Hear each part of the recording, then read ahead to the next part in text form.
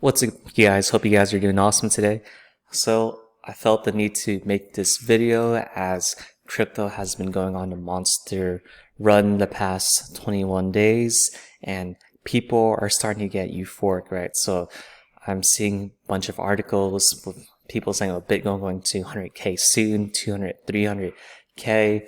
Then other people are thinking, oh, if this X altcoin is going to go up another 50 to 100%, then I'm going to be super rich. So these are all signs of euphoria, which is pretty cool, if you bought the dip and now you're riding these gains. However, this is usually the time when a correction downward comes, like 20 to 40%, in which a lot of people get wrecked. So in this video, we'll talk about how to not get wrecked and how to maximize your profits and where to take those profits. So right now, everyone's very euphoric and mid-cap altcoins are starting to go ballistic, and then a couple smaller cap altcoins are starting to go more crazy. So this is a sign that a correction is incoming soon. So for newer people, cap refers to like how big a company is.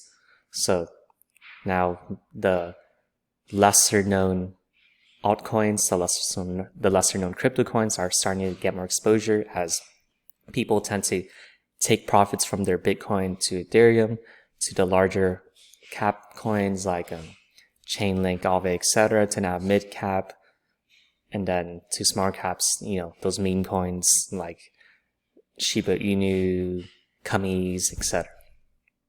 So to figure out when to take profits, we'll have to refer to the past a little bit and compare it to the present moment in which there are some key differences. So in the past history, there's usually a correction every 20 to 30 days, and we are on the 21st day. So based off of past history, there will probably be a correction within the next 1 to 2 weeks. So the typical 20 to 40% dip on Bitcoin, 30 to 50% dip on Ethereum, and 40 to 70, even 80, 90% dip on these altcoins. So a key difference in this cycle is that, or after this past correction, was that a lot more institutions swooped up the dip on your big players like Bitcoin, Ethereum.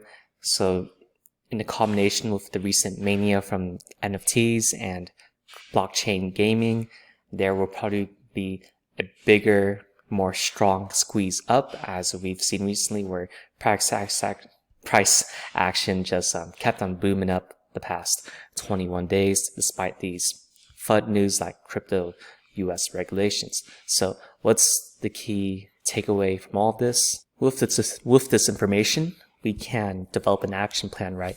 So we can start aggressively taking profits for your remaining positions. So for me, I'm personally doing around 10% per day. So this gives you more exposure to the upside, as maybe crypto will run past 30 days. It's around the 21st day, so maybe it'll run for 9 to 15 more days. So this gives you more exposure to the upside to hopefully capture like the curve near the top, as history shows there's a likelihood of a correction within the next 1 to 2 weeks. So for example, for Bitcoin, we don't want to just try to time it and capture the top right here. That's like almost impossible, and these candles can be the top. However, we can capture like a wide range from like maybe from here all the way to like right here. Same thing on this side, right? We can't time any of these, as maybe the top could be here, it could be here, here, etc. If you try to time the top right here, you missed out on almost 40% of gains right here. So what we can do is maybe capture from here all the way to like right here, that little curve near the top. So by capturing most of the profit, you're able to get a lot of gains while minimizing your downside. The second thing I'm personally doing is to distribute profits into stablecoin yields. So my favorites include Walt Swap, which has WEX to TUSD for 95% APY. On PancakeSwap, there's Cake to TUSD for 70% APY, and For Banker Network, there's around 90% APY for USDT/BNT. So even if all of these correct 50%, you're still gaining that 47.5% APY here, 35% on Cake, and 45% on Banker Network. So why do we do this? Why do we go into stablecoin yields? So this allows you to still earn profits by selling the rewards you earn by inputting to these stablecoin yields, as opposed to just staying 100% cash, as you'll not gain anything from that. So if things continue still mooning, your yield will still go up. For example, if you input WEX into 2USD, WEX still goes up in value, then maybe you could set out later. Same thing for Cake. And then for the Banker Network, you'll be earning USDT and BNT. So if things continue mooning, you could sell BNT for even more.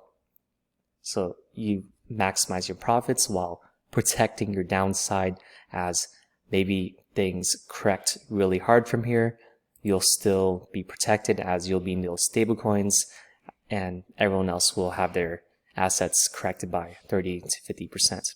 And then after that correction, you can swoop in, convert those stablecoins back to whatever currency you like, and then buy the dip.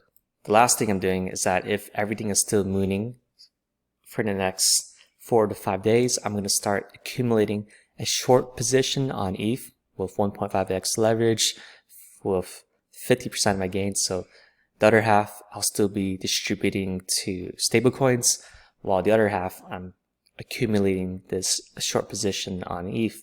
So I'm not being as aggressive in this short position, as ETH is still somewhat fair value on the weekly chart, even though it's super overbought on the daily chart. So why do we do this?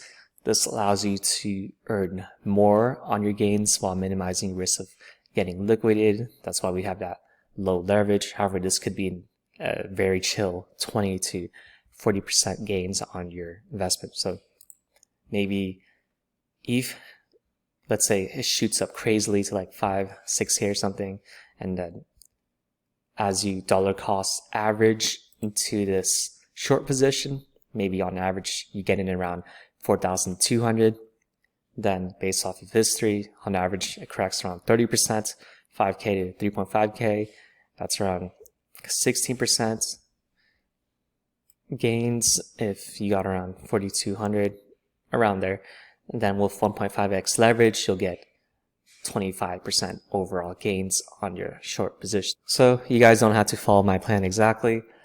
However, I think the key takeaways is to continuously take profits, trying to not time the top, but to slowly distribute your profits to those stablecoins so that you'll have enough dry powder on the side just in case things correct, so that you can swoop up on a dip, as opposed to being 100% on only crypto assets besides stablecoins. And then it's to have patience, right? So maybe Bitcoin and Ethereum and everything else moons for another few weeks. You can adjust this strategy accordingly, so you take profits a little bit slower than maybe once you see like giant daily candles where things start gapping up like crazy, like 20, 50%, 100%, etc. And then random shitcoins start going crazy, then that's when you start aggressively taking profits even more. So just adjust to whatever strategy works for you. It's just try not to get into that super euphoric mindset where you think Bitcoin's going to instantly go to 200K, 300K from here. Ethereum's going to go to like 10K right now. This is exactly the time where you do the opposite. You counter trade what the majority of people are doing. So hope these tips help, and talk to y'all next time.